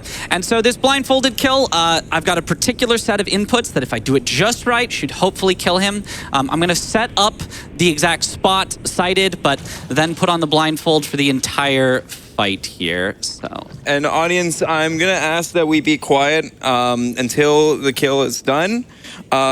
Even I'm going to be quiet, so that's how you know that it's serious, because I don't shut up. So, yeah, we're going to give him serious time.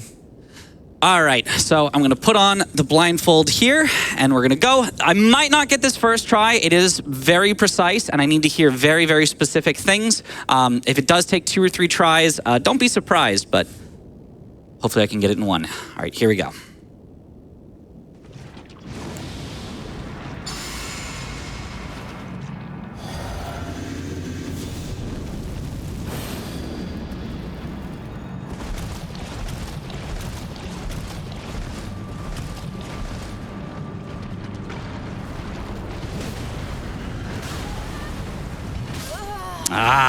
Not quite. So that first hit is actually intentional. The second hit, not so much. But yeah, he's counting the rolls that he's doing, and then waits for 1 hit, and then has the rest as a setup. So yeah, the rest should be consistent afterwards as long as he dodges the second one. All right, now I do need to load a save again, but we tabbed out successfully. Let's go. Let's go. We did it. Can we tab in successfully? Purple. Oh, we did it. Let's go. Hey. All right, I have to load the save. That's all set up. You kind of only get 1 try at this, so I just have to load the save and get back to the spot one more time.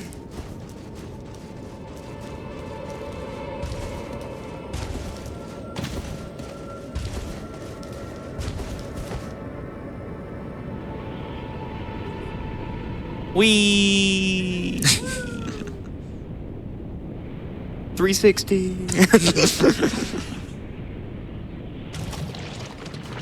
All right, get to just the right spot. Right angle. Okay. And here we go.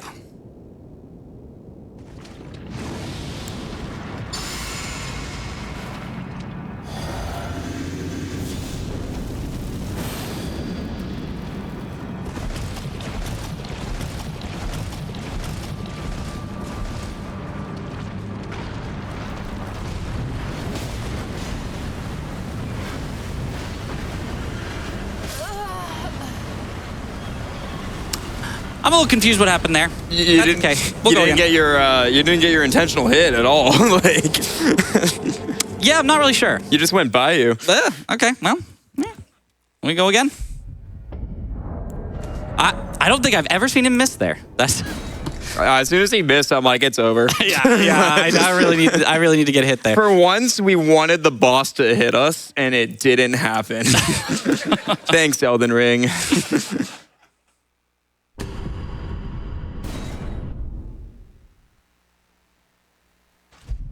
All right, 3rd time's the charm. I want a nice wee from the audience here for this one. Everybody get your arms up like it's a roller coaster.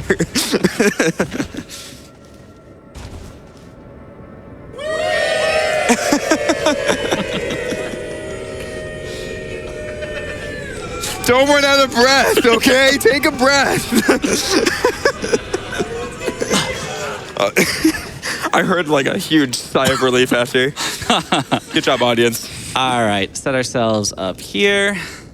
And all right.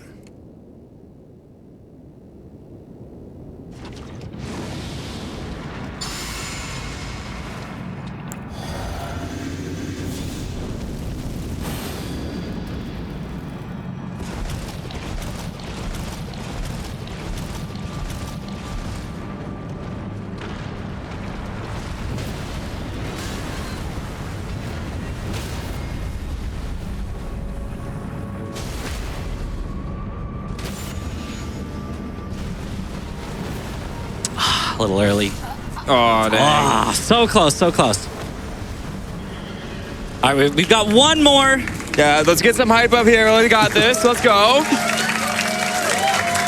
We've got one more hard thing to time. I got that first bit down just right. Got that first stagger. We got one more hard bit to time, and I should be able to get this on the next one. Thankfully, the tabbing out is being nice. Thankfully. Otherwise, yeah. Except the game crashed. Oh, no. You just had to say it. Shouldn't. I'll leave. Like, okay. Was that staff that booed me?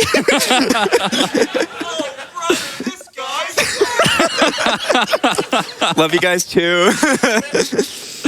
All right. So my run tomorrow is canceled, by the way. okay, this kind of just goes to show you, even when the strategy can be a little bit simple, this isn't the hardest strategy in the world, doing it blindfolded is not easy. Wait, it's not? Okay. Well, now I know to be impressed. Oh, purple? We were saying when we were setting up for this that I've seen Mitchriz play this with his eyes open, so I'm not going to be impressed if you beat it with your eyes closed. That's how that works, right? I think so. That makes so much sense. All aboard the ride again. All right, one more time, one more wee.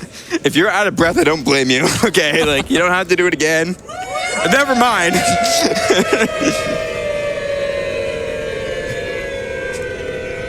It sounds so ominous the lower we go. Okay, someone just died. What happened there? All right. Here we go. Set up. This is the best way to get silence. Just expel all your breath.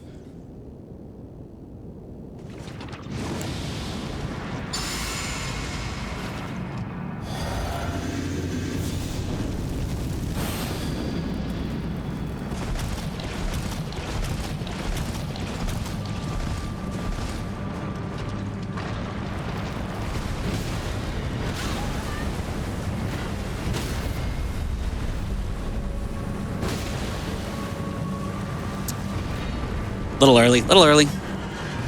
Yeah, didn't get the critical there.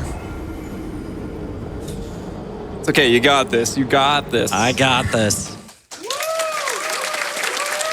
Like we said, it will take a few tries. Understandably.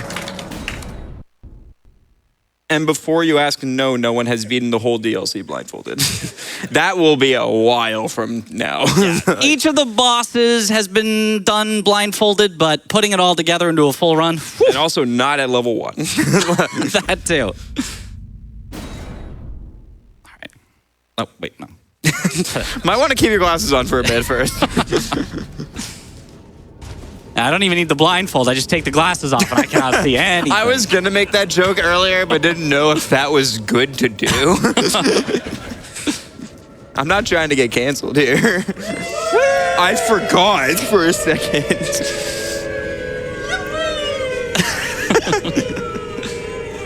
I love the arms too. It's great. Splat.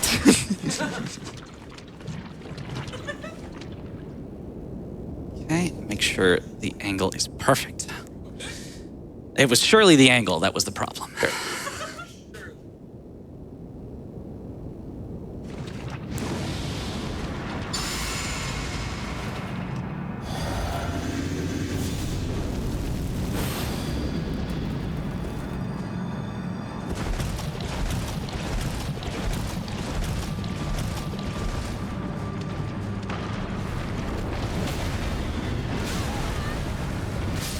Oh, the double hit again.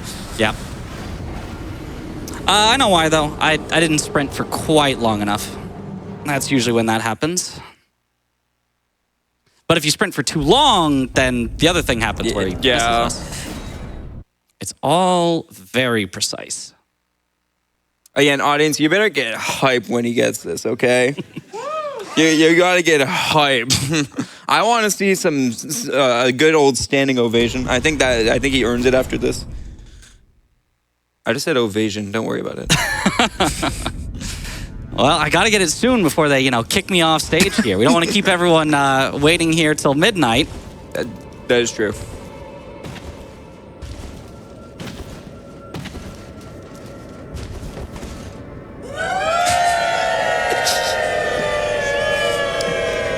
I'm the one who suggested it. It's catching me the most off guard.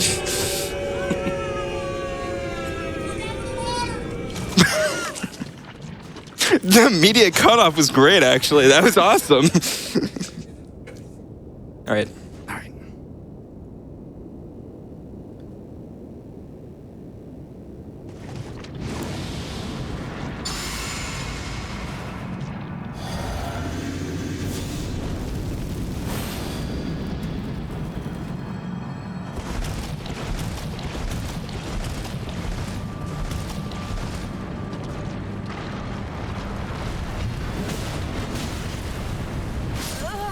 Dang. All right. I think I will give it 2 more tries, and then if it doesn't work, I'm just going to show you what it looks like sighted. It's not going to be quite as impressive. It's still a level 1 kill, but we'll give it 2 more tries, and after that, I'll go back to the lab. I'll work on making it perfect for next GDQ. Yeah. Audience has 2 more wheeze, okay? 2 more. Well, make them count. Well, hopefully not 1 3. more. I shouldn't be saying that.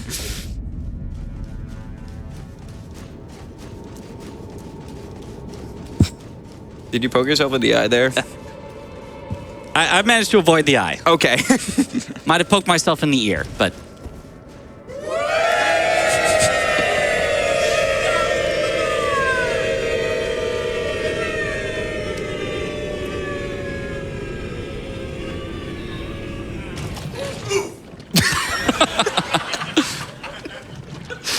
That one caught me more off guard.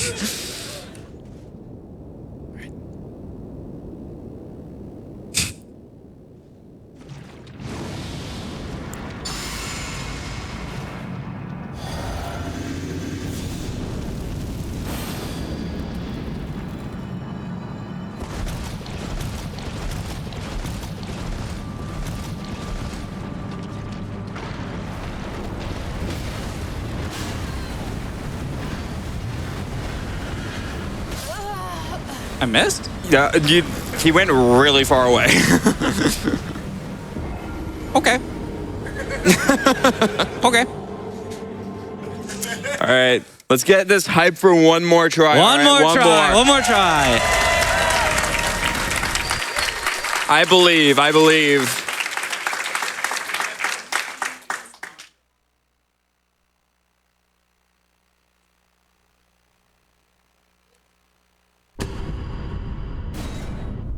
Someone just said blame the monitor. Yeah, monitor's faulty. I couldn't see it. Yeah, yes.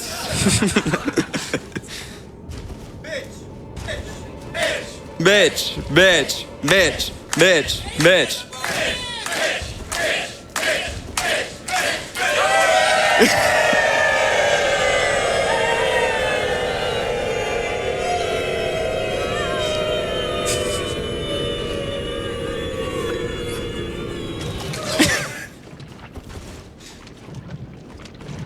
You guys are great. All right.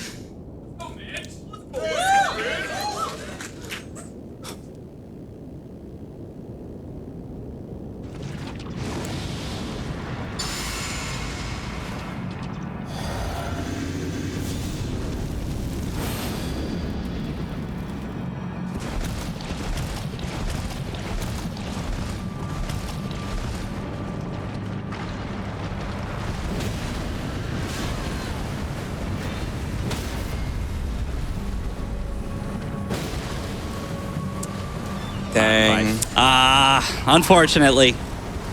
Yeah, we're trying to get a critical there, but it didn't get exactly to where he had to be. It is pretty precise. Yep. One more. One more. One more. One more. One more. Then I'll show it to you all sided. All right. Shouts to that guy who called up for one more. If this is the This one, is the one. If this is the one, we owe you. Okay.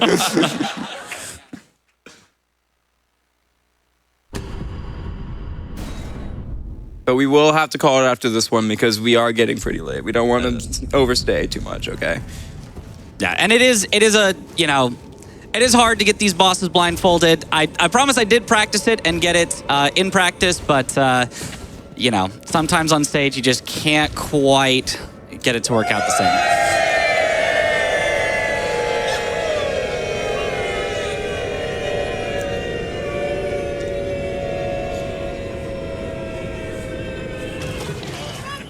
Beautiful. Honey, why is your voice gone? Oh,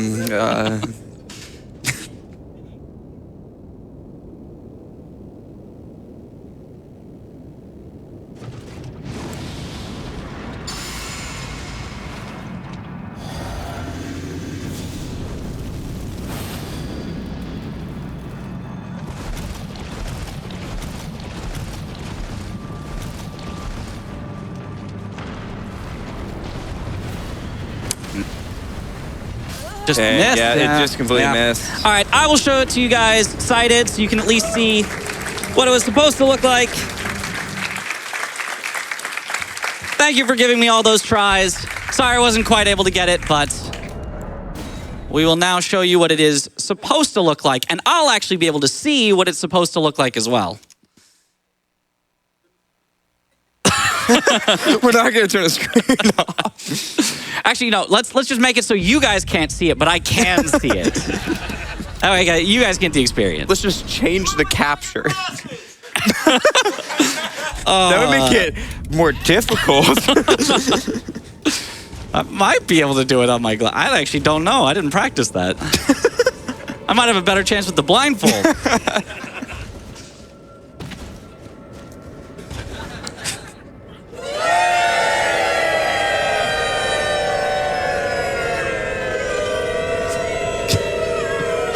It's getting more angelic. Like, what's happening?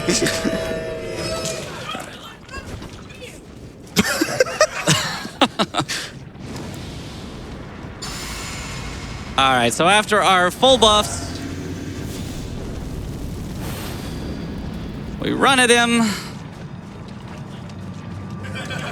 And No at just rolling. the right time.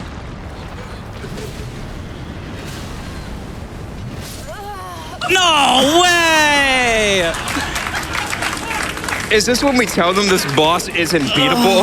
Like, No, I promise I've done this.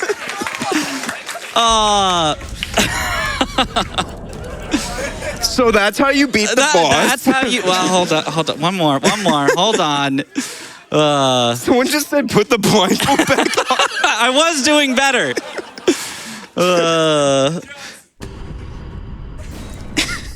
I love just hearing that very faintly behind me.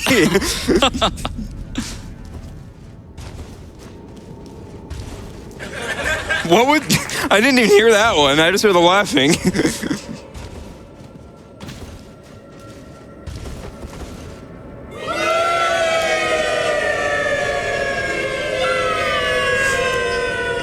How do you have the energy for this? It's 10:30 at night. This audience is something else. I'm tired. But I admire the dedication. You guys are awesome. You guys want the rolls? Well, too bad, because I'm getting it this time. I'm not getting it this. I lied to you all. I'm so sorry. He did it on purpose. They want to for see the rolls. For the rolls. Okay, well, I figured out one of the things that went wrong while I was blindfolded. Pressing that button too early. Tech, feel free to give us a note, by the way. If you need me. If you want to sleep, we understand. Tech is going. Tech just shrugged. So. Don't blame me. Do the roar? Did I hear that? Do the rolls, do the rolls. Oh, we'll do the rolls. rolls. We'll do the rolls. Oh my god, I thought we were hearing Shrek 4. You have a few years to wait, okay? Don't worry, Jackson. We'll binge Shrek 1 to 4, okay? We got this. I might have just quit out twice in a row for no reason, but... You're early!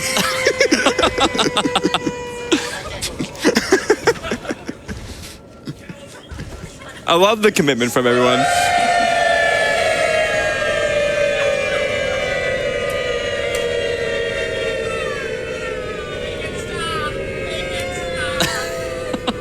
Hey, Mitch. Mitch, I'm just saying, they want the rolls. We'll do the rolls. How about one more blindfold run? One more. Let me do the rolls sided. And then we'll see? And we'll see. We'll All right. see. Maybe if we see it sighted, it'll Maybe. get it fresh in our brain. We'll figure out exactly what was going wrong. I'm just saying, the audience, I know you guys want to see it, right?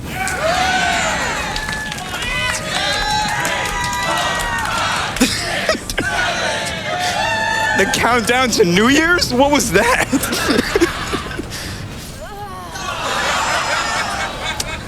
The rolls did not help.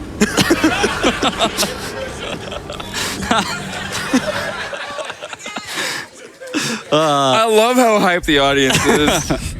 All right. One actual final one for real. If I don't get it, I am so sorry, but one final one.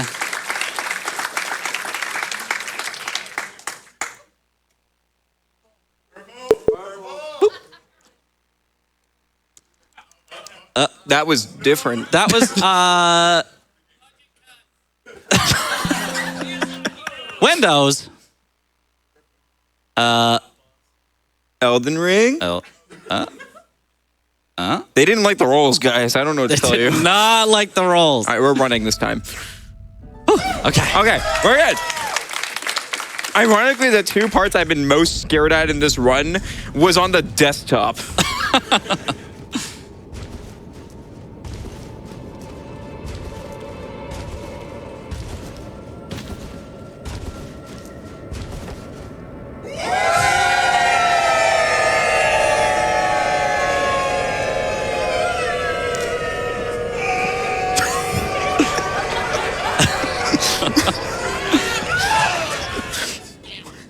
All right. I'm so confused. I had 4 different screams in my ear.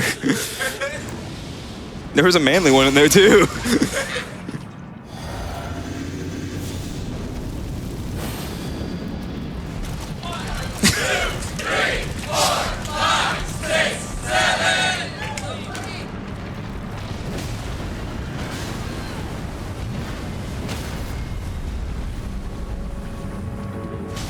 That's what we were supposed to do with the stagger.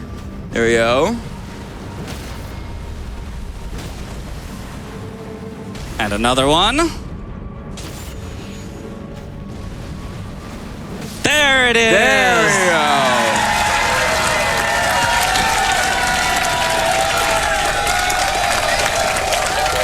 Mitch, look behind you. Take a look behind you.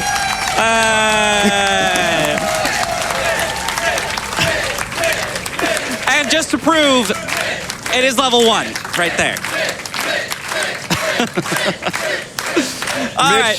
you did blindfold us. I'm impressed, man. I'm very impressed. Sorry. Oh, there we go. There we go. Get the thumbnail picture. There we go. Okay. All right. Well, yeah. Thank you all for watching this run. It was a lot of fun. Sorry I couldn't quite get the blindfolded kill, but, sometimes these things happen.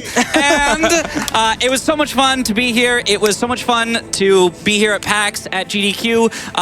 So many great runs have happened today. So many great runs are still happening tomorrow. Make sure you check those out. And of course, if you'd like to learn anything more about Elden Ring speedruns, check out Soul's Speedrunning.